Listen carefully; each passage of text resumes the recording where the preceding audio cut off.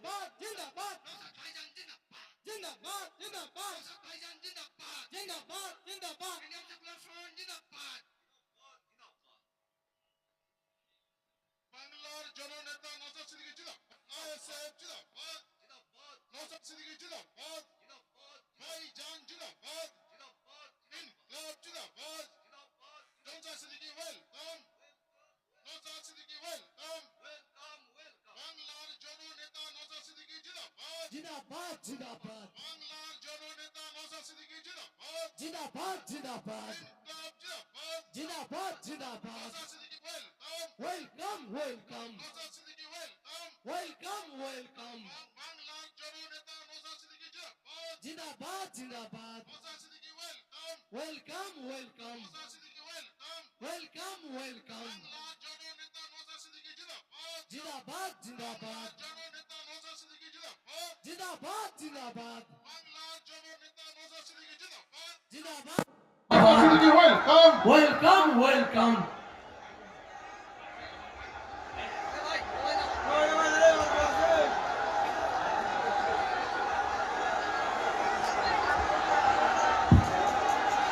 ए भाई তোরা চিয়াতে নামে এ ভাই তোরা নিচে নাম তোরা একা ভিডিও করতে চাকে করে বলছিস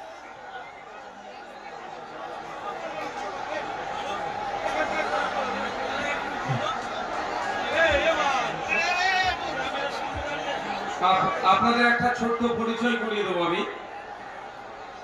বাবা সাহেব আম্বেদকরের দেওয়া যে উপহার আমরা পেয়েছি, সংবিধান, যে আমরা লড়াই করার স্বাধীনতা পেয়েছি, ধর্মচারণের যে স্বাধীনতা পেয়েছি, বলার যে স্বাধীনতা পেয়েছি, এই মিটিং মিছিল করব তার যে স্বাধীনতা পেয়েছি,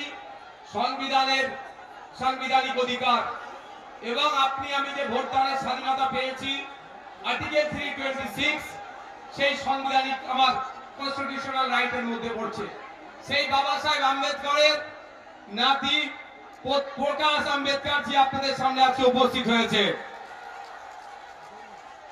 সুদূর মহারাষ্ট্র থেকে প্রকাশ আম্বেদকর জি আপনাদের সামনে এসে উপস্থিত হয়েছে আপনাদেরকে কিছু বলার জন্য। বলবেন প্রাক্তন এমপি, তিনি বলবেন। আপনারা ভাই বসে যান, তো বসে যান ভাই, যে যেখানে আছে বসে যেতে হবে।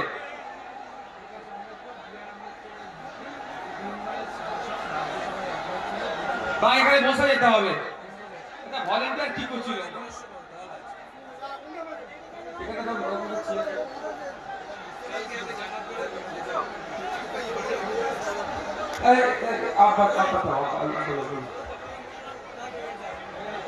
এই মুহূর্তে আমি যেটা বলতে চাইছিলাম, এই টিএমসি সুবল ফাইল চুরি সরকার, এই জাতি চুরি সরকার, আজকে আমার ভালো লাগছে। উত্তরীয় দিয়ে সাল দিয়ে উত্তরীয় দিয়ে সম্মান জানাচ্ছেন প্রকাশ আম্বেদকর জিকে। তিনি মহারাষ্ট্র থেকে এসেছেন, প্রাক্তন এমপি, দলিত বহুজন মানুষের অন্তরের মানুষ, তাকে সংবর্ধনা জ্ঞাপন করছেন। বাংলার অন্তরের মানুষ পীরজাদা নওশাদ সিদ্দিকী ভাইজান সংবর্ধনা জ্ঞাপন করছেন ডক্টর বাবা সাহেব আম্বেদকরের যোগ্য পুত্র প্রকাশ আম্বেদকর জিকে। উনি দুবারের ইলেক্টেড মেম্বার ছিলেন, মেম্বার অফ পার্লামেন্ট ছিলেন, আর একবার রাজ্যসভার করিনি বুঝলে। এবার আমি আমার জয় সাংসদ ছিলেন। ঠিক আছে ঠিক আছে মাইকের উপরে যাবেন। প্রকাশ আম্বেদকর জি বক্তব্য রাখছেন, করতালি দিয়ে একবার अभिनंदन জানানো হোক। हमारे हिंदुस्तान में दलित, आदिवासी और मुसलमान अल्पसंख्यकों को जो अधिकार दिया गया है संविधान में, उसी संविधान का उपकार जो था बाबा साहेब भीमराव अंबेडकर के उत्तराधिकार प्रकाश अंबेडकर जी आपके मंच पे है, उनको लेके वही लड़ाई आज का हिंदुस्तान करेगा, ये हम लोग वादा करते हैं। मैं आप सभी की माफी चाहूंगा, बंगाली मुझे आती नहीं है, मैं आपसे हिंदी में ही बात करूंगा।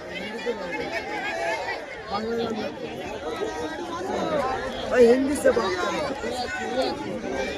इंडियन सेक्युलर फ्रंट के चेयरमैन और एमएलए नौशाद सिद्दीकी जी, सम्मानित मंच, उपस्थित सभी भाइयों बहनों और देश के पत्रकारगण, आज का जो दौर है, ये दौर मैं मान के चलता हूं कि एक चैलेंज का दौर है।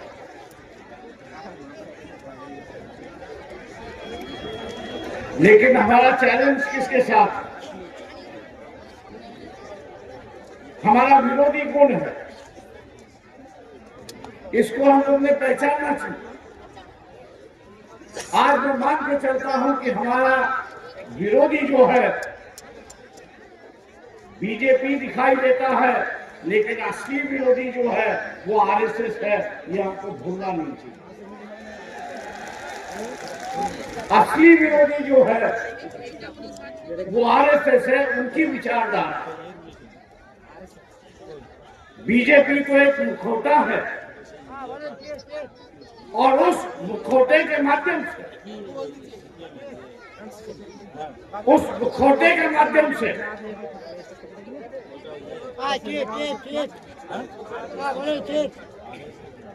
इस मुखौटे के माध्यम से राज्यों की और केंद्र की सरकारें अपने कब्जे में ईवीएम के माध्यम से ले रहे हैं। ये ईवीएम जब तक हम लोग हटाते नहीं, ये ईवीएम जब तक हम लोग हटाते नहीं, तब तक ये लड़ाई कठिन है, ऐसा मैं मान के चलता हूं। और हम लोग को सतर्क रहना चाहिए, ऐसा मैं मानता हूं। एक बीच में जो है हम लोग ने एक जुलूस निकाला था, उस जुलूस की जो डिमांड थी, जो मांग थी, वो यही था कि ये जो आरएसएस है, ये अभी तक इसका पंजीकरण क्यों नहीं हुआ, ये रजिस्टर क्यों नहीं हुआ? क्या ये कानून के ऊपर है? क्या ये देश से मानती है, नहीं मानती है? एक बवाल हम लोग ने खड़ा किया है। और मैं मान के चलता हूं कि वेस्ट बंगाल में भी आप अगर इस इशू को उठाएंगे कि छोटी छोटी संस्थाएं हैं, वो अपने आप को पंजीकरण करती है, रजिस्टर करती है, लेकिन आरएसएस क्यों नहीं करती? सवाल यह है कि ये अपने आप को बताना चाहते हैं कि हम संविधान के ऊपर, हम इस संविधान को नहीं मानते। और इसलिए उनका नारा है कि पूरी सत्ता अगर आई तो हम इस देश का संविधान बदलते रहेंगे। ये एक सबसे बड़ा चैलेंज है, ऐसा मैं मान के चलता हूं। ये उनकी जो शपथ है 1950 में जब संविधान स्वीकारा गया तब उन्होंने ली। इस देश में 14 अगस्त पाकिस्तान का स्वतंत्र दिन है, 15 अगस्त जो है वो भारत का स्वतंत्र दिन है। आरएसएस ने 14 अगस्त के दिन होली मनाई थी और 15 अगस्त के दिन इन्होंने काला दिन करके माना था। ये इनका इतिहास है। भैया आपने ये काला दिन क्यों माना? इस देश पे जो प्रथा हुई कि देश का स्वतंत्र दिन काला दिन मनाने की जो परंपरा आई, वो परंपरा आरएसएस से शुरुआत होती है। ये हम लोग को ध्यान में रखना चाहिए। दोस्तों, आदिवासी समुदाय से मैं कहूंगा कि 70 साल हुए, आजादी के 70 साल हुए, लेकिन 70 सालों में जो बाबा साहब ने कहा था कि आदिवासियों को हिंदू कानून लागू नहीं होगा, क्योंकि उनकी परंपरा जो है, उनकी नीति जो है, उनका कल्चर जो है वो अलग है, और इसलिए एक अलग से आदिवासियों के लिए कानून होना चाहिए। जितने भी आदिवासी नेता बैठे हुए हैं, मैं उनसे आग्रह करता हूं, जितने भी आदिवासी नेता हैं, उनसे आग्रह करता हूं कि इस देश के अंदर आपको अगर बिरसा मुंडा की तरह, इस देश के अंदर बिरसा मुंडा की तरह अगर आपकी पहचान बनानी है, अलग से एक पहचान बनानी है, तो आपको आदिवासियों का सम्मेलन लेकर, आदिवासियों का सम्मेलन लेकर ये मांग करनी होगी कि 70 साल के बाद भी जो कानून आदिवासियों के लिए बना नहीं है, वो इस देश में बनना चाहिए, और उसकी हम मांग यहाँ पर करते हैं। आदिवासियों ने जिस तरह मुसलमानों ने अपनी एक पहचान बनाई, जिस तरह मुसलमानों ने अपनी एक पहचान बनाई है, उसी तरह मुसलमानों ने, उसी तरह आदिवासियों ने भी अपनी एक पहचान बनानी चाहिए। इसलिए दोस्तों, हम लोग आपस में लड़ते रहेंगे, लेकिन मैं आगाह करना चाहता हूं, जिस तरह से सोशलिस्ट मूवमेंट इस देश में था, सोशलिस्ट मूवमेंट इस देश में था, आप सिर्फ सोशलिस्ट का मूवमेंट बचिए, विचार बैठा है, लेकिन कार्यकर्ता नहीं। मैं वामपंथियों से भी कह रहा हूं, मैं वामपंथियों से भी कह रहा हूं, एक जमाने में उनका संगठन था, देश भर में उनका संगठन था, लेकिन फिलहाल वामपंथी सिर्फ 2 ही राज्यों तक सीमित रह चुके हैं, एक केरला और एक वेस्ट बंगाल। ये 2 ही राज्यों तक सीमित बैठे हैं। मैं उनसे आग्रह करता हूं कि आज देश की हालत को देखते हुए अगर लेफ्ट विचारधारा बचाना चाहते हो, इसका विकास करना चाहते हो,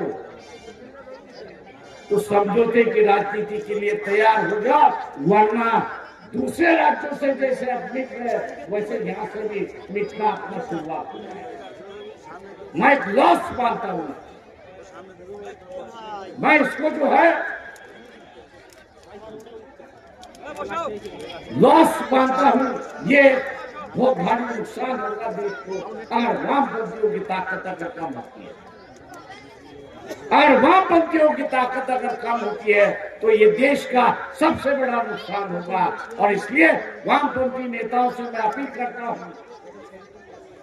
कि नजाकत को देखिए, वक्त को देखिए, और वक्त के मुताबिक चलना आप सीखिए। दलितों ने अपनी आइडेंटिटी जो है वो बरकरार रखी है। कई बार उस पर हमला हुआ, मिटाने की कोशिश हुई, लेकिन राज्यों के अंदर दलितों ने अपनी आइडेंटिटी बरकरार रखी। मैं अब उनसे कह रहा हूं कि बाबा साहब ने संविधान के माध्यम से इस देश के अंदर जो आर्थिक उत्पीड़न था, आर्थिक लूटमार थी, उसको रोकने के लिए बाबा साहब ने प्राइवेटाइजेशन को विरोध किया था और पब्लिक सेक्टर को बढ़ावा दिया। प्राइवेट सेक्टर को विरोध किया था और पब्लिक सेक्टर को उन्होंने समर्थन किया था। आज इस देश के अंदर चाहे वो कांग्रेस हो सेक्टर में थी तब, या बीजेपी हो अब है, ये प्राइवेटाइजेशन की ओर वहां पर बढ़ रही। प्राइवेटाइजेशन की ओर बढ़ना, इसका मतलब अपनी आर्थिक आजादी खोना है।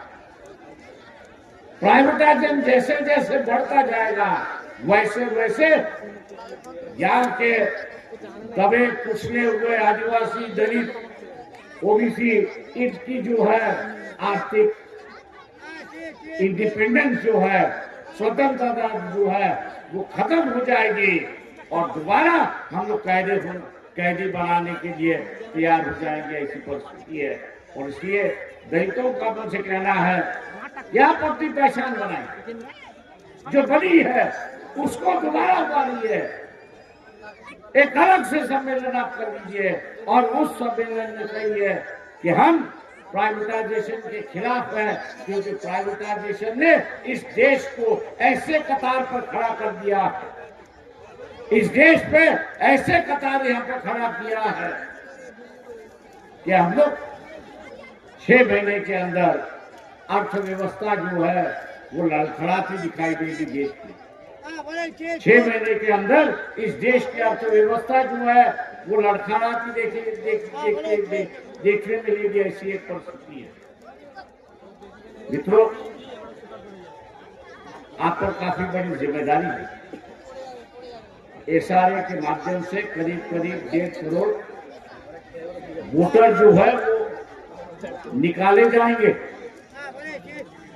1.5 करोड़ वोटर जो है वो निकाला जाएगा और 1 करोड़ फर्जी वोटर उसमें ऐड किया जाएगा। ये साजिश है, ये इलेक्शन कमीशन के माध्यम से साजिश। इस साजिश को आपको रोकना होगा और इस साजिश को अगर आपको रोकना है तो जो आरएसएस के खिलाफ उसको बंद कराना होगा, उसको अपने विचार तय करने होंगे, मन बनाना होगा कि जिस दिन वोटिंग होगा उस दिन पूरी ताकत से हर एक वोट आरएसएस के खिलाफ जाएगा और जो गठबंधन एसएफआई होगा उसके साथ हम लोग रहेंगे। ये उम्मीद मैं आप लोगों से यहाँ पे करता हूँ और उम्मीद करता हूँ कि नजदीक में चुनाव, बंगाल की जनता से मैं उम्मीद करता हूँ कि लेफ्ट ओरिएंटेड स्टेट है, आप इस स्टेट को आरएसएस और बीजेपी का अड्डा होने से बचा दीजिए। आरएसएस और बीजेपी का वेस्ट बंगाल का अड्डा होने से बचा दीजिए, वरना ये क्या करेंगे पता नहीं। और इसलिए दोस्तों, परिस्थिति जो है बेकाबू होते जा रही है देश की। जिम्मेदारी राजनीतिक दलों पर है, मैं मान के चलता हूं, लेकिन आपका साथ और सहकार्य जब तक मिलता नहीं, आपका साथ और सहकार्य जब तक मिलता नहीं, तब तक ये बेकाबू हुई परिस्थिति को हम लोग काबू नहीं कर सकते। इसलिए तो मैं मुसलमानों से ये कहूंगा कि ये जो संविधान है, ये अमल पर संविधान है, यहां मुसलमानों को सत्ता में जाने की इजाजत है और अपना धर्म निराने की भी इजाजत, कोई रोक नहीं है, कोई ठोक नहीं है।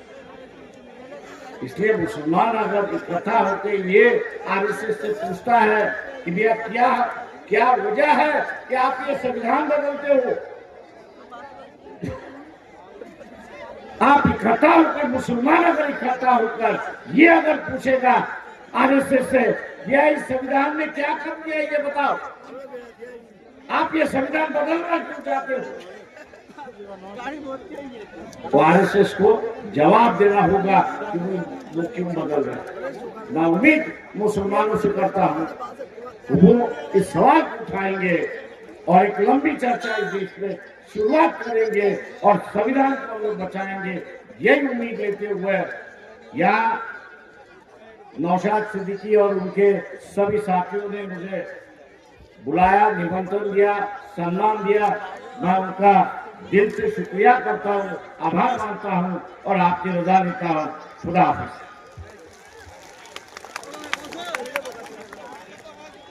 शुक्रिया।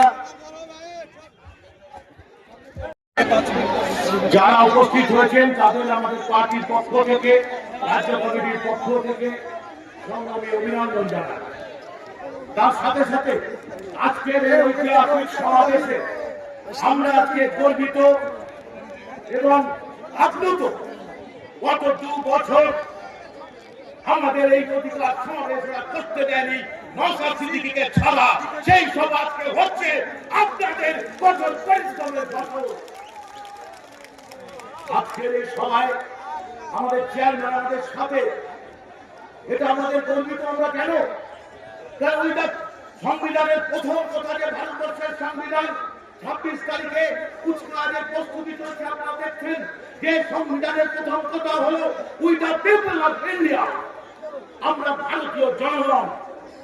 আজকে এই ভারতীয় জনগণকে ধুলায় লুণ্ঠিত করা হচ্ছে ধর্মীয় বিভাজনের মাধ্যমে।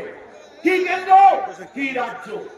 আসলে একটা সরকারের নৈতিক দায়িত্ব আমাদের সংবিধানের যে অধিকার, শিক্ষার অধিকার, স্বাস্থ্যের অধিকার, বাসস্থানের অধিকার, কর্মসংস্থানের অধিকার, সেই সমস্ত অধিকার যখন এরা দিতে ব্যর্থ, তখন ওরা মানুষের মধ্যে বিভাজন সৃষ্টি করে একটা পুঁজিবাদী শ্রেণী কর্পোরেট পুঁজির দাসত্ব করবার চেষ্টা করছে।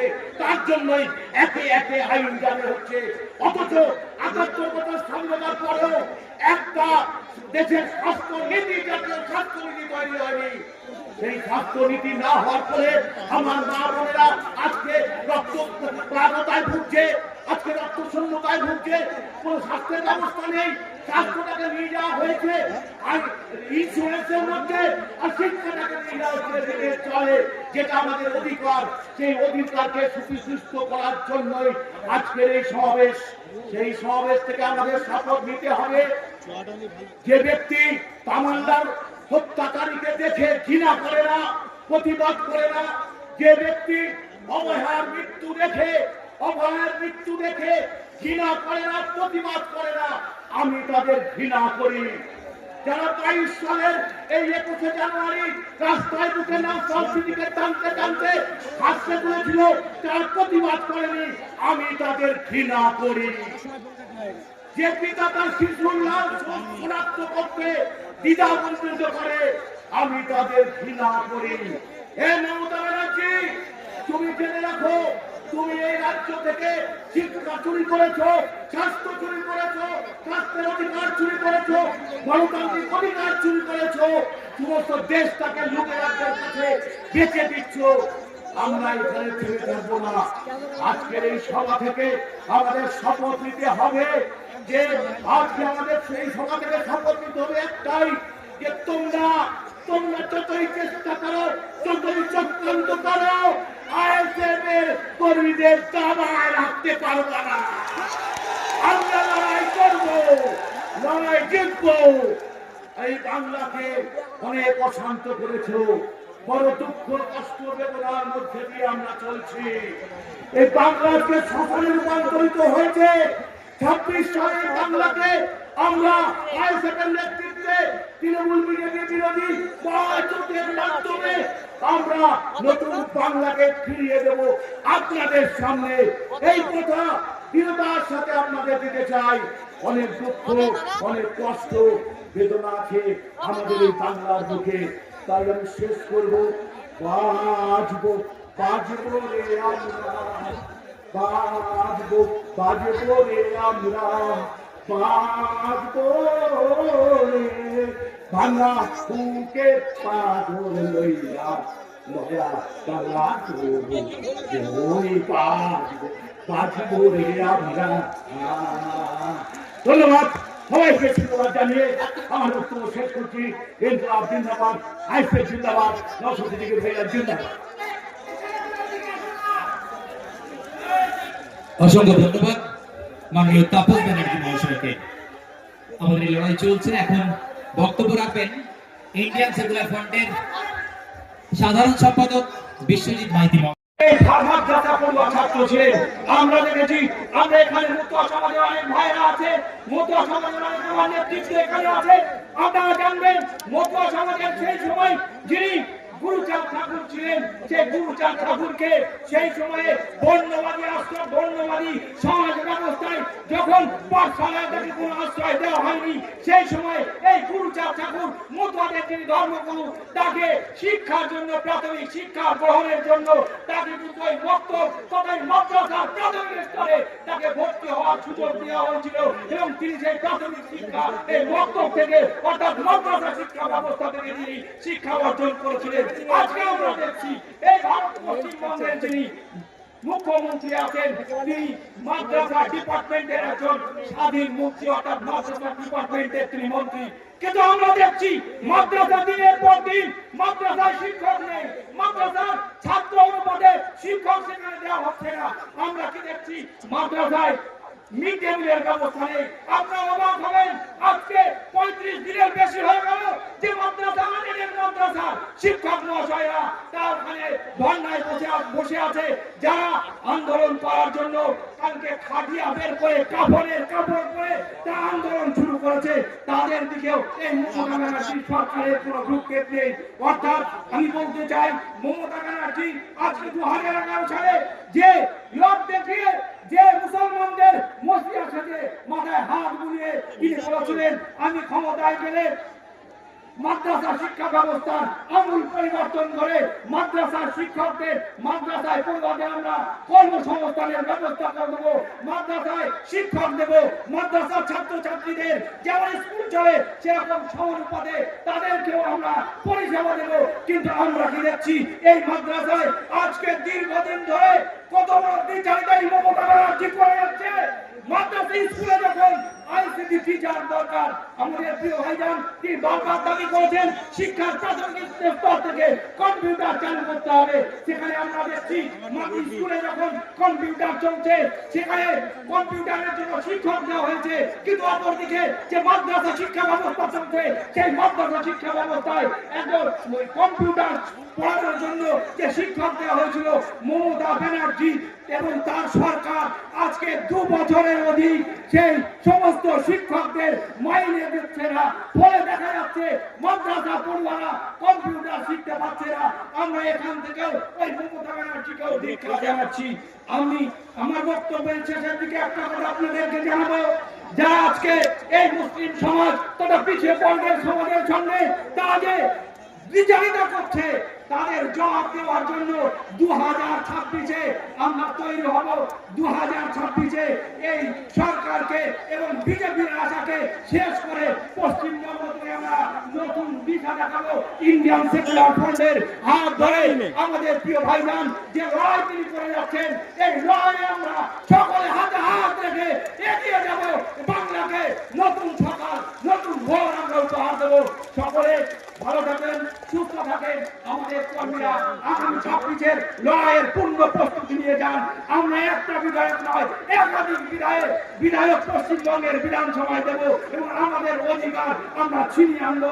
সকলে ভালো থাকুন, সুস্থ থাকুন। ইনকলাব জিন্দাবাদ, ইন্ডিয়ান সেকুলার ফ্রন্ট জিন্দাবাদ, পিটারা নওশাদ সিদ্দিকী জিন্দাবাদ।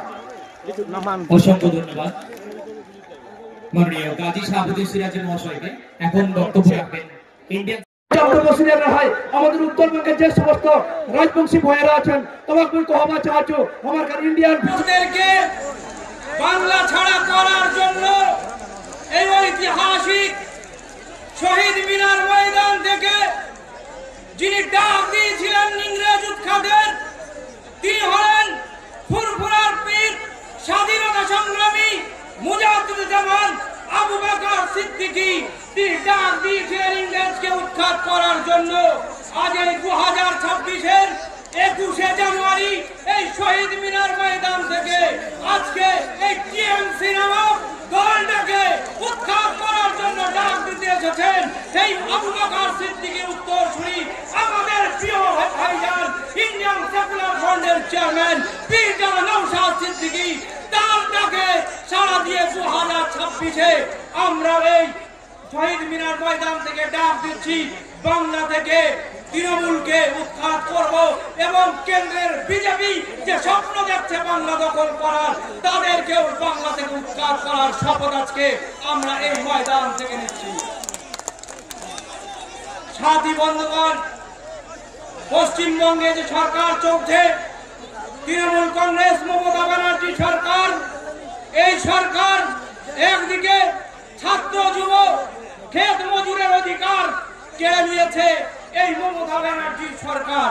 আমরা দেখেছি শিক্ষিত মুসলিম যুবক যখন তারা গুনি গুনি পায়ে আজকে এগিয়ে যাচ্ছে, সমাজে প্রতিষ্ঠিত হতে যাচ্ছে, তাদের সমাজে প্রতিষ্ঠিত হওয়ার জন্য তাদের একটা মাধ্যম ছিল ওবিসি সার্টিফিকেট। আমরা দেখেছি এই মমতা ব্যানার্জি সরকার ক্ষমতায় আসার পরে এই ওবিসি কে এমন একটা জায়গায় পরিণত করেছে যে আমরা দেখতে পেলাম মুসলিম সমাজের যে সমস্ত ছেলেমেয়েরা উচ্চ শিক্ষায় শিক্ষিত হওয়ার স্বপ্ন দেখেছিল, যে সমস্ত ছেলেমেয়েরা মেডিকেলে চান্স পেয়ে ডাক্তার হওয়ার স্বপ্ন দেখেছিল, যে সমস্ত ছেলেমেয়েরা ইঞ্জিনিয়ার চলছে চলবে দেখো কোন আয়া শের আয়া শের আয়া দেখো দেখো কোন আয়া শের আয়া শের আয়া পশ্চিমবঙ্গ বিধানসভার উজ্জ্বলতম নক্ষত্র নওশাদ ভাইজান জিন্দাবাদ জিন্দাবাদ জিন্দাবাদ পশ্চিমবঙ্গ বিধানসভার উজ্জ্বলতম নক্ষত্র নওশাদ ভাইজান জিন্দাবাদ জিন্দাবাদ জিন্দাবাদ নওশাদ ভাইজান জিন্দাবাদ জিন্দাবাদ জিন্দাবাদ নওশাদ ভাইজান জিন্দাবাদ জিন্দাবাদ জিন্দাবাদ ইন্ডিয়ান সেকুলার ফ্রন্ট জিন্দাবাদ। বাংলার জননেতা নওশাদ সিদ্দিকী জিন্দাবাদ, আইএসএফ জিন্দাবাদ, নওশাদ সিদ্দিকী জিন্দাবাদ, ভাইজান জিন্দাবাদ, ইনকলাব জিন্দাবাদ, নওশাদ সিদ্দিকী ওয়েলকাম, নওশাদ সিদ্দিকী ওয়েলকাম, বাংলার জননেতা নওশাদ সিদ্দিকী জিন্দাবাদ, জিন্দাবাদ জিন্দাবাদ বাংলার জননেতা নওশাদ সিদ্দিকী জিন্দাবাদ, জিন্দাবাদ জিন্দাবাদ ইনকলাব জিন্দাবাদ, জিন্দাবাদ জিন্দাবাদ Naushad Siddiqui welcome, welcome welcome Naushad Siddiqui welcome, welcome welcome বাংলার জননেতা নওশাদ সিদ্দিকী জিন্দাবাদ, জিন্দাবাদ জিন্দাবাদ Naushad Siddiqui welcome, welcome welcome Naushad Siddiqui welcome, welcome welcome বাংলার জননেতা নওশাদ সিদ্দিকী জিন্দাবাদ, জিন্দাবাদ জিন্দাবাদ জননেতা নওশাদ সিদ্দিকী জিন্দাবাদ, জিন্দাবাদ জিন্দাবাদ বাংলার জননেতা নওশাদ সিদ্দিকী জিন্দাবাদ, জিন্দাবাদ Naushad Siddiqui welcome, welcome welcome